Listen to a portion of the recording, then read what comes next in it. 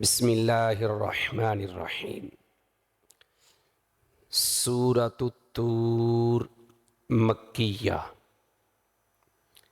سورہ الطور مکی سورہ مبارکہ ہے۔ اس کی کل آیات 49 ہیں اور اس کے 2 رکوع ہیں۔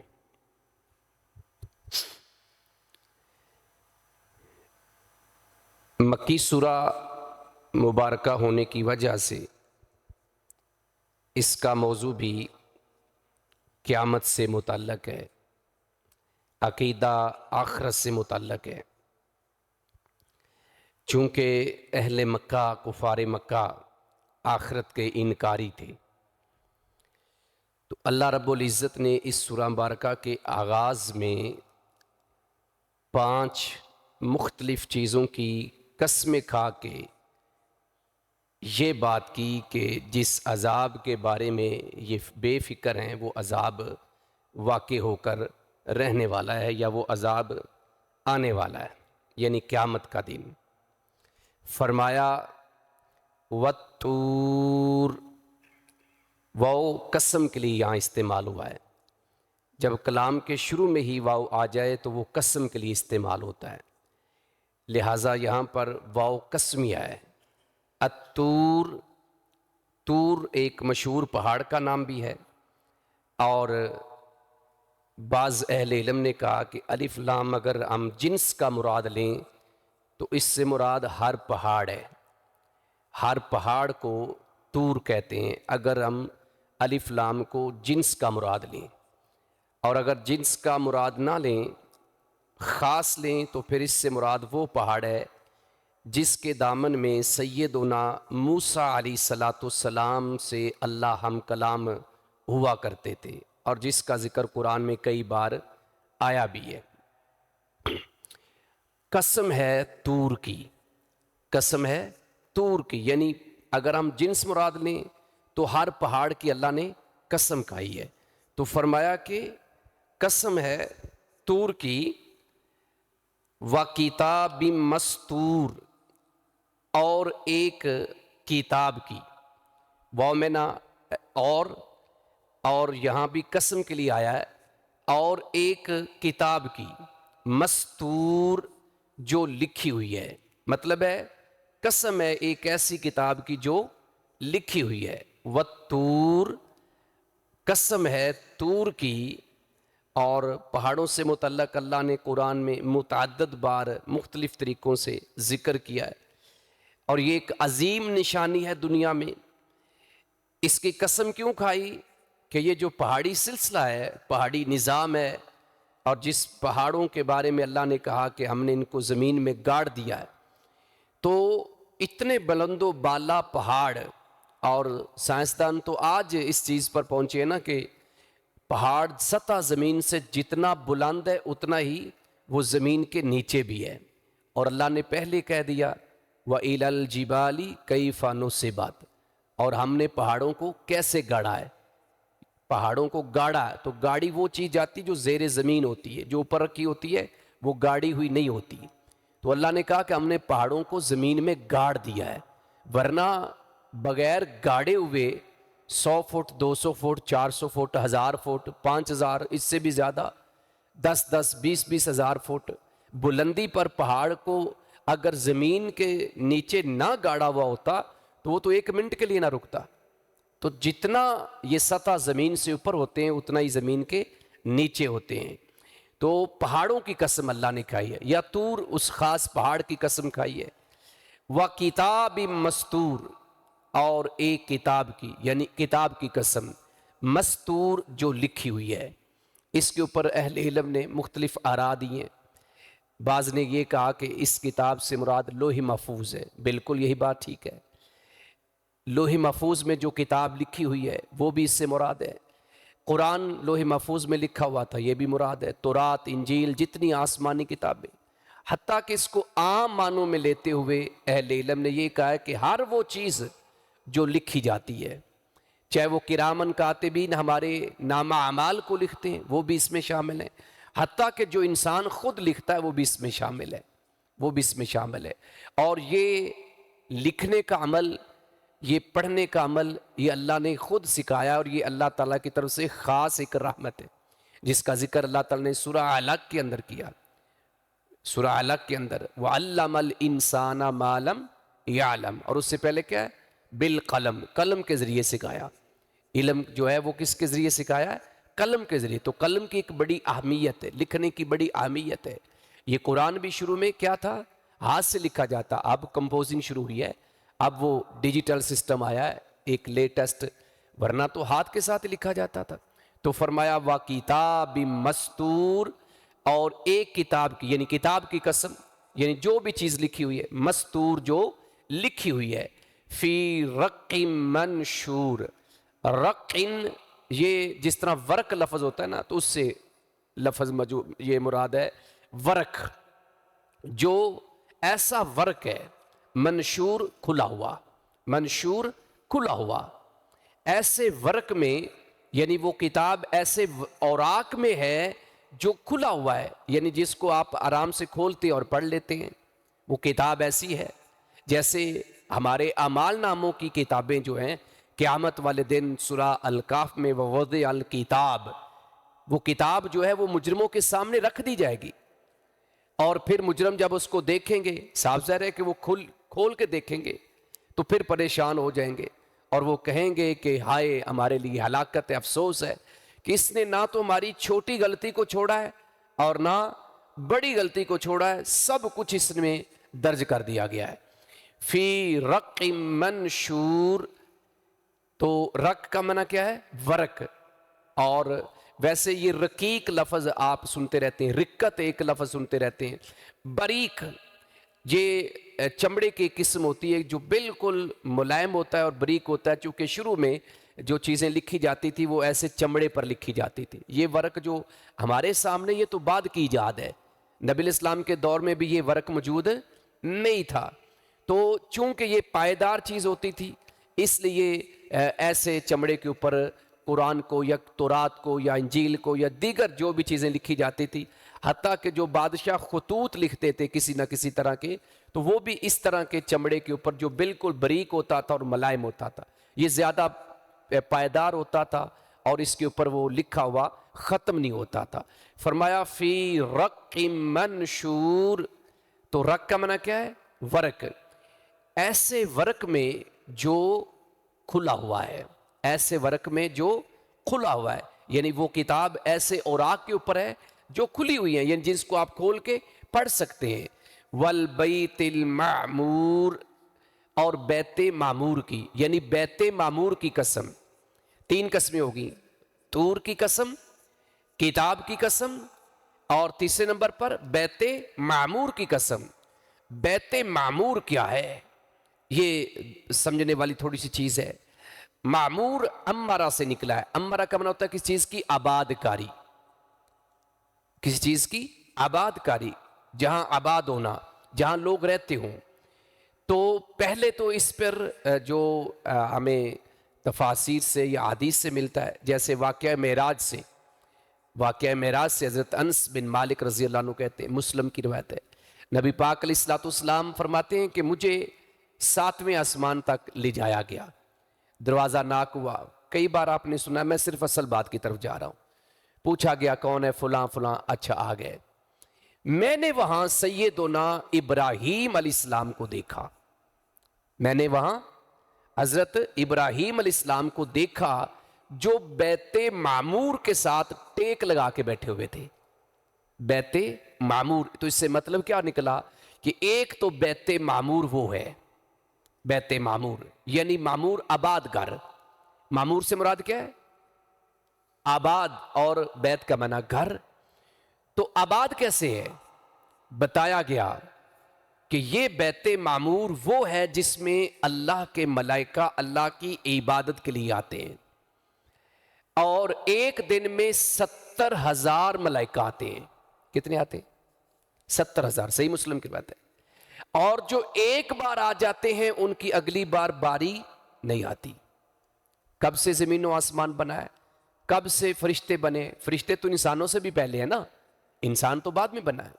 اب اندازہ کر لیں کہ یہ ہزاروں سال کا سفر اور انسان سے بننے سے قبل کب کے فرشتے ہیں وہ ہمیں پتہ ہی نہیں ہے. ہزاروں سال کا سفر، چلو ایک 5,000 کر لیں، 7,000 کر لیں، 5-7 ہزار کے اندر آپ اندازہ کریں کہ 5-7 ہزار سال ان کے آپ دن کریں اور پھر اس کو 70,000 کے ساتھ ملٹیپلائی کریں، آپ کے کیلکولیٹر بند ہو جائیں گے، کر ہی نہیں سکیں گے حساب کہ اب تک کتنے فرشتے اس گھر میں داخل ہو چکے ہیں اور اب قیامت تک ان کی باری نہیں آئے گی. یہ ہے بیت معمور، اتنا آباد ہے. بعض اہل علم نے کہا کہ بیت معمور چونکہ اس سے مراد گھر کا آباد ہونا ہے تو یہ بیت اللہ ہے. کیا ہے؟ بیت اللہ. کیونکہ اللہ کا گھر یہ جو بیت اللہ دنیا میں ہے یہ بھی ہر وقت آباد رہتا ہے. ہر وقت، کوئی ایسا وقت نہیں ہے جب یہ گھر آباد نہیں ہوتا، تو ہر وقت یہ آباد رہتا. اللہ نے اس کی قسم کھائی ہے. تو یہ تفسیر بھی اہل علم نے کی ہے. لیکن بعض اہل علم نے یہ کہا کہ ہر وہ گھر جو آباد ہے کسی بھی طریقے سے جہاں لوگ رہتے ہیں اس کی قسم اللہ نے کھائی ہے. والبیت المعمور، اور بیت معمور کی، یعنی بیت معمور کی قسم کھا رہا ہوں، یہ اللہ فرما رہے ہیں.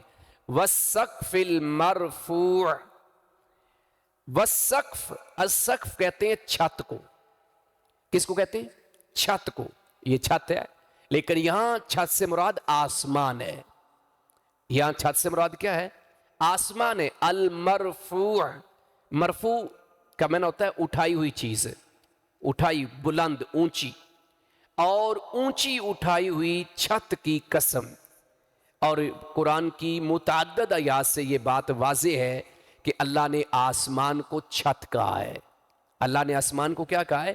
چھت کہا ہے. اور اس کی کئی مثالیں قرآن میں دی گئی ہیں کہ بغیر ستونوں کے کھڑا کیا ہے، ایسے کیا ہے، اور اس میں کسی طرح کی لچک نہیں ہے، کہیں اونچ نیچ نہیں ہے، تفاوت نہیں ہے. جیسے سورہ ملک کے اندر اللہ تعالی نے کہا کہ آپ غور و فکر کریں تو کہیں بھی تفاوت نظر نہیں آئے گا. تو بہرحال آسمان اس سے مراد ہے. اللہ تعالیٰ نے یہ وہ نشانیاں ہیں، یہ وہ چیزیں ہیں جو کفار کے سامنے تھیں، جو کفار کے سامنے تھیں، کہ اتنی اتنی بڑی نشانیاں اور اتنی اتنی بڑی چیزوں کا مالک خالق جو اللہ ہے، کیسے ہو سکتا ہے کہ وہ تمہیں عذاب نہیں دے سکتا؟ جو تم کہتے ہو نا کہ ہمیں مرنے کے بعد زندہ کون کرے گا، ہم تو گل سڑ جائیں گے، ہڈیاں بسیدہ ہو جائیں گی، ریزہ ریزہ ہو جائیں گی، طرح طرح کی تم باتیں کرتے ہو. تو اللہ نے قسم کھائی، والسقف المرفوع، اور اونچی اٹھائی ہوئی. مرفوع کا معنی اونچی اٹھائی ہوئی، اور السقف کا معنی چھت. تو چھت سے مراد آسمان ہے. چھت سے مراد کیا ہے؟ آسمان ہے. اور اونچی اٹھائی ہوئی کیا؟ چھت کی قسم. والبحر المسجور، البحر سمندر کو کہتے ہیں. المسجور اس کا ایک معنی تو ہوتا ہے کناروں تک بھرا ہوا، جس کو لبا لب ہم کہتے ہیں نا، بھرا ہوا بالکل آخری اینڈ تک. تو لبا لب بھرے ہوئے سمندر کی. اور ایک مسجور کا معنی ہوتا ہے بھڑکایا ہوا، آگ کے شعلے، جو کہ ابھی تو نہیں بھڑکایا گیا، قیامت کے جب قیامت برپا ہونی ہے تو اس وقت بھڑکایا جائے گا. جیسے سورہ تکویر میں اللہ نے کہا وَإِذَا الْبِحَارُ سُجِّرَتْ، اور جب سمندروں کو یا سمندر کو بھڑکایا جائے گا، گویا کہ اس کے اندر سے آگ کے وہ لاوے جو ہیں وہ پھوٹیں گے، شعلے سمندر کے اندر سے. اور سورہ انفطار میں وہ کیا ہے، اس میں کیا ہے کہ وہ ایک جگہ پہ فجرات لفظ ہے، فجرات، یعنی فجرات کا معنی ہوتا ہے پھٹ جانا، یعنی سمندر پھٹ جائے گا، اپنی اصلی حالت کھو دے گا. اب تو وہ پانی جو ہے نا ایک جگہ پہ کبھی کبھی وہ اس کی کوئی موجیں بہر آتی ہیں اور جب آتی ہیں تو تباہی پھیرتی ہیں، لیکن قیامت کے دن وہ جب پھٹے گا تو اس کا پانی پھیل جائے گا. تو بہرحال اللہ نے یہ سمندر کی قسم اس لیے کھائی کہ یہ بھی تمہارے سامنے ہے. اور یہ زمین پر جس طرح آسمان ایک بہت بڑی اللہ کی نشانی ہے، تو زمین پر پانی سے یا سمندر سے بڑی نشانی نہیں ہے، کیونکہ دنیا کا 70% سے زیادہ حصہ پانی ہے. آپ اندازہ کر لیں کتنی آبادی، کتنے لوگ ہیں، لیکن یہ صرف 30% ہیں. کل دنیا کا 30% آبادی ہے، باقی 70% پانی ہے. اتنی بڑی نشانی، اتنا بڑا سسٹم، कभी समंदर के बारे में सुना हो कि पानी उसका खुश्क हो गया है? दरियाओं के बारे में आप सुनते हैं, नहरों के बारे में सुनते हैं, लेकिन समंदर का पानी कभी ख़त्म नहीं होता। तो फरमाया वल बहरिल मस्जूर, और लबालब भरे हुए या और भड़काए हुए समंदर की कसम। अहले इल्म ने, मैं 3-4 तराजुम देखे, उन्होंने मुख्तलिफ तर्जमे इसी तरह, किसी ने भरे हुए समंदर का माना किया है और किसी ने भड़काए हुए। तो दोनों जो है वो मानी इसके मुमकिन है, मौजूद हैं, तो कोई भी आप तर्जमा कर सकते हैं। और लबालब भरे हुए समंदर की कसम। अब ये 5 कस्में अल्लाह ने खाई हैं। कितनी? ये ज़हन में रखें। नंबर 1 तूर की। तूर से मुराद वो पहाड़ भी है जिस पर हज़रत मूसा अलैहिस्सलाम अल्लाह से हम कलाम होते थे, या तूर हर वो पहाड़ जो अल्लाह ने बनाया है। नंबर 2 किताब की जो लिखी हुई है। नंबर 3 बैते मामूर की। बैते मामूर एक तो वो ख़ास है जो 7वें आसमान पर है, और हर वो घर दुनिया में, उसमें पहले नंबर पर अल्लाह का घर है जो आबाद है, और फिर उसके बाद हर मस्जिद भी अल्लाह का घर है। ये मस्जिद भी, व अन्नल मसाजिद लिल्लाह, मस्जिद अल्लाह के घर हैं। मस्जिद अल्लाह का क्या है? ये भी घर है, ये भी बैत क्या है? बैते मामूर हैं, आबाद है ना नमाजों के साथ। इसी तरह जो हमारे अपने घर हैं वो भी क्या हैं? बैते मामूर हैं। तो हर वो घर जो आबाद है, जहां लोग रहते हैं, उसकी कसम खाई। और नंबर 4 पे कसम किसकी खाई? ऊंची उठाई हुई छत यानी आसमान की। और नंबर 5 पे भरे हुए समंदर की या भड़काए हुए समंदर की। 5 अजीम चीजों की कसम खा के अल्लाह ताला कहते हैं इन्ना अज़ाब रब्बी का लावाक़ि, कि यकीनन, इन्ना का मना बेशक, यकीनन के यकीनन, अजाब का मना अजाब, रब्बिक आपके रब। ये डायरेक्ट खताब है रसूलुल्लाह सल्लल्लाहु अलैहि वसल्लम से, और इनडायरेक्ट जिसको हम कहते हैं ना बिल वास्ता, हम सब से अल्लाह कह रहे हैं कि उस बंदे को पैगाम सुनाए जो आखिरत का इनकारी है या अजाब के बारे में बेफिक्र है, कि यकीनन आपके रब का अजाब क्या है? लावाक़े, जरूर वाक़े होने वाला है। अगर सूरह अल मारिज को पढ़ें तो उसका आगाज इसी से हुआ था। सवाल करने वाला सवाल करता है कि वो अजाब कब वाक़े, तो अल्लाह ने कहा वो तो वाक़े होकर रहेगा, और उसको फिर कोई हटाने वाला भी नहीं होगा। जब अल्लाह का अजाब आ जाएगा उसको कोई रोक नहीं सकेगा। यहां भी वही बात मिलती जुलती की है। मा लहू मिन दाफे, मा लहू, मा का मना नहीं, लहू उसके लिए, मिन दाफे, मिन मन से दाफे उन, असल में ये मिन की वजह से दाफे इन है, तो इसमें फाइल का सिगा, रोकने वाला, उसे कोई हटाने वाला नहीं है, उसे कोई रोकने। दिफा क्या होता है? कि आप अपनी सेफ्टी के लिए दिफा जो करते हैं, किस चीज आपके हमला करती है आप अपना दिफा करते हैं, यानी अपने से उसको दूर हटाते हैं। तो अल्लाह फरमाते हैं 5 कसमें खा के कि वो अजाब वाक़े होना है और जरूर होना है। ये इतने बेफिक्र हैं कि समझते हैं कि ऐसा नहीं होगा। तो ये इतनी अजीम निशानियों को देखें, इस निज़ाम को देख लें जो अल्लाह इतने बुलंदो बाला पहाड़ बनाने पर कादर है, जो इतना बड़ा समंदर बनाने पर कादर है, जो ये बाकी चीज़ें बनाने पर कादर है, क्या वो अजाब देने पर कादर नहीं है? तो जिस तरह इन चीज़ों में शक नहीं है और ये सारी चीज़ें तुम्हारी आंखों के सामने हैं, यकीनन इसी तरह आपके रब का अजाब भी वाक़ई होने वाला है। और फिर साथ ये फरमाया मालाहू मिन दाफे, उसे कोई हटाने वाला नहीं होगा, उसे कोई हटाने वाला नहीं होगा। दुनिया में कोई भी मसला आ जाए, कोई भी परेशानी आ जाए, कोई भी मुश्किल आ जाए, कोई उधर से दोस्त काम आ जाता है, कोई रिश्तेदार काम आ जाता है, कोई मुलाजम काम आ जाता है, कोई गार्ड काम आ जाता है, लेकिन ये अल्लाह का अजाब ऐसा है सारी दुनिया के इंसान मिल के भी जोर लगा लेंगे, उस अजाब को हटा नहीं सकेंगे। यहाँ तक कि रखें 8 आयत हमने पढ़ी हैं, और मैंने पहले बताया कि मक्की सूरह मुबारका ज़्यादातर 3 मौज़ूआत के ऊपर चलती रही है। जितनी भी मक्की सूरतें हैं, एक अकीदा आखरत के ऊपर, यानी सबसे पहले तो अकीदा तौहीद, फिर अकीदा रिसालत और फिर अकीदा आखरत। तो ये भी चूँकि मक्की सूरह मुबारका है तो इस मुनासबत से इसका मौजू भी आखरत के हवाले से है।